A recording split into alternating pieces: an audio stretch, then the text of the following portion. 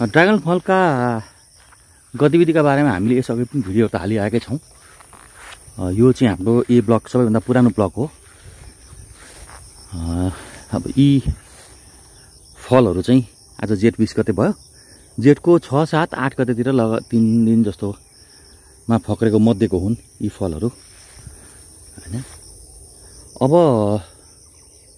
लगभग 14-15 दिन भयो। अब 13-14 दिनमा चाहिँ यी फलहरू पाकेर तयार हुन्छन् भने त्यस्तै अब त्यही 14-15 दिनमै 13-14 दिनमै यी कोपिलाहरू पनि चाहिँ फक्रिन्छन्।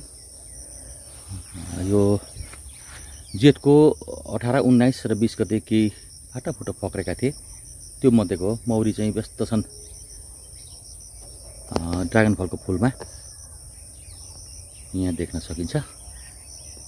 लडीबुडी गरेर चाहिँ खाँदैछन्।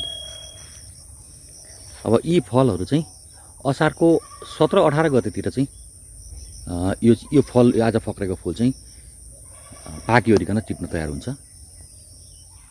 अनि यो चाहिँ अब पाइनएप्पल हामीले किनेर ल्याएको पाइनएप्पलबाट यसो बिउ हुन्छ जस्तो लाग्यो, रोप्यौँ। किसान भएपछि यतिको त हुनु पर्यो नि त, किनेर ल्याएको चिजबाट पनि बिरुवा बनाइयो। अनि अर्को कुरा चाहिँ यस्तो हाम्रो भिडियो हेरेर दर्शकहरूले चाहिँ चासो राख्नुहुन्छ, फुल किन पहेँलो, ड्रागन फलको फुल किन पहेँलोबाट झर्छ, फल किन झर्छ, यो रोग किन लाग्छ, समस्या कस्तो, कुन कसरी फल्छ, कति वर्ष, यी सब कुराहरूको बारेमा हामीले अलग अलग भिडियो बनाएको छौँ। अब कमेडी पछि भिडियो बनाएर हाल्न पनि सम्भव हुँदैन हैन।